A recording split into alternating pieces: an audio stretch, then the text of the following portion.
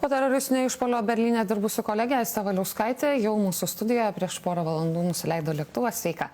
Labas vakaras. Ar skridot iš karto su operatoriumi, skridot po įvykio? Ar oro uoste jautėsi, kad yra sustiprintas saugumas tiek vykstant, tiek dabar grįžtant namo? Vykstant į priekį tikrai nesijautė, nes aš iš tikrųjų galvojau, kad galbūt net ir užtruksime šiek tiek ilgiau, nes vyks kažkokie patikrinimai, bet nesimatė nei policijos didesnių pajėgų, iš tikrųjų iš viso policijos nematėme, tik nusileidę. Dabar jau išskrendant matėsi tam tikri policijos būreliai, tačiau, pavyzdžiui, palyginus, kas buvo po Paryžiaus atakos Paryžiaus oro uostuose, tai nepalyginamai mažesnis skaičius policijos. Oro uostuose nemažai yra iškabinta vietose tam tikrose nuotraukos įtariamojo. Tiek keleiviams matyt, kad atkreiptų dėmesį, tiek patiems darbuotojams, nes daugiau tose vietose, kur patys darbuotojai stovi, kad galėtų galbūt vos nepasižiūrėti, ar čia ne tas žmogus priejo prie jo ir bando išskristi. Tai to tikrai yra ir laikraščiai, vienintelis laikraštis, kuris buvo ten sudėtas, tai irgi jo yra visur ir ant viršelio yra uždėta ta nuotrauka, kad štai matykite, tas yra įtariamasis. Laukime labai ilgai iki patikros, tačiau aš manau, kad tai gali būti šiek tiek susimaišę ir tas sustiprintas saugumas, nes patikrino mus tikrai gerai ir tai, kad per Kalėdas visi važiuoja namo.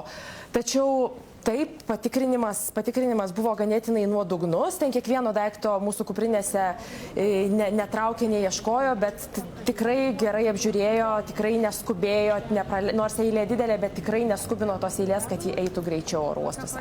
Aiste, o pačiam mieste mes rodam ir tavo reportažą apie tą rytų ir vakarų Berlyną, skirtingas muges.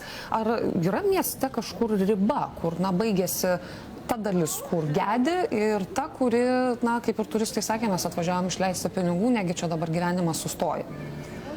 Taip, apskritai tarp vakarų ir rytų Berlyno tikrai yra labai aiški ta riba, kaip matėme ir reportaže, bet net galėčiau sakyti, kad yra gana nedidelis netgi plotas pačiame vakarų Berlyne, kuriame tikrai jaučiasi tos gedulo nuotaikos, nes paėjus šiek tiek toliau nuo tos vietos žmonės gyvena savo normalų gyvenimą, daug bėgiojančių ryte krosą, eina geria kavą, eina perka dovanas prekybos centruose. Tame prekybos centre, kuris yra visiškai šalia atakos vietos, iš tikrųjų vis dar nėra labai daug žmonių, tikrai ten nezuja aplinkui su maišais dovanų, tačiau vos paėjus toliau atrodo, kad po truputį jau grįžta į savo gyvenimą.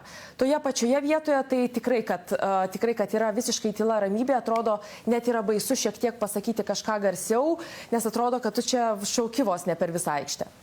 Ar dirbti buvo paprastas, nes vėlgi, kai yra šiek tiek sustiprintas ir pačiame mieste saugumas, tai labai dažnai pačių vaikščiojot su technika, tai žinau irgi iš savo patirties, kad būna prieina ir kruopščiau išpurto.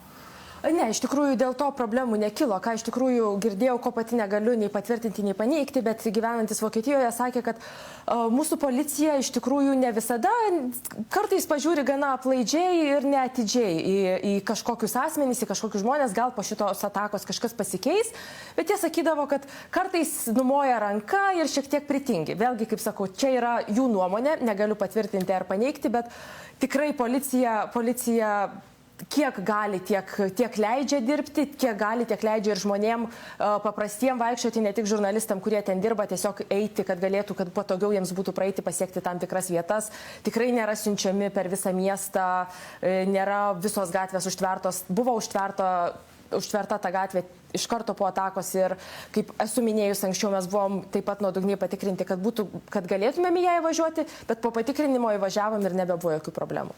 Paprastai po įvairiausių atakų yra sustiprinamas tas saugumas, ar ne, ieškoma kaltų ir šiuo atveju irgi jau panašu, kad kritikos strėlės skrenda tom specialiosiom tarnybom, kurios turėjo netgi kelis kartus galimybę užkirsti kelią įtariamajam atvykti į Europą, bet to nepadarė.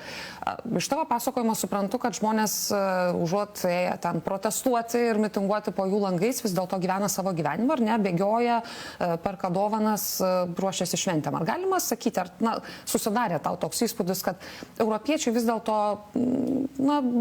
beveik susitaiko su tuo, kad tie teroro išpoliai jie tampa kasdienybę ir, kaip sako, šuo kariamas pripranta ir kitas tas posakis, kad jeigu lemta paskesti, tai nebūsi pakartas. Visiškai taip. Praktiškai nesutikau žmonių, kurie sakytų, kad kai baisu, kad čia vėl kažkas nežinia, kur gali įvykti. Na, įvyko, na taip, kai kurie netgi sakė, jau tiek miestų įvyko, tai čia tik tai buvo datos klausimas, kada įvyks Berlyne, kaip viename iš didžiausių Europos miestų. Ir tikrai, kad dar yra kita nuomonė, kad žmonės sako, jeigu mes čia dabar imsime pykti ir eisime į kažkokias demonstracijas prieš kažką, tai mes parodysim, kad mes reaguojame tai, ką daro teroristai. O jeigu mes ignoruosim tai, ką daro teroristai, tai jiems bus toks skaudesnis smūgis, kad iš esmės jie mūsų nepakirto, jie mūsų nesugniuždė ir mes tiesiog nereaguojame tai, ką jie daro. Pabėgėlių klausimas Vokietijai ypač yra aštrus, nes kanclerė Angela Merkel yra labai kritikuojama dėl tos atviros politikos ir čia panašu vėlgi veikia prieglobsčio prašytojas ar gatvėje vėl, ta atmosfera tokia, jeigu prieglobsčio prašytojo veidų žmogus praeina, ar jaučiasi, kad kiti pereina į kitą gatvės pusę, ar apskritai yra tas toks šaltukas ir bandymas išlaikyti atstumą? Jokių būdų ne. Iš tikrųjų, tų žmonių net negali sakyti, kad matosi, kad galėtum sakyti, kad štai čia pabėgėlis, o štai čia nepabėgėlis, nes visi tie žmonės atrodo kaip ir, nežinau, bendra viena visuomenė.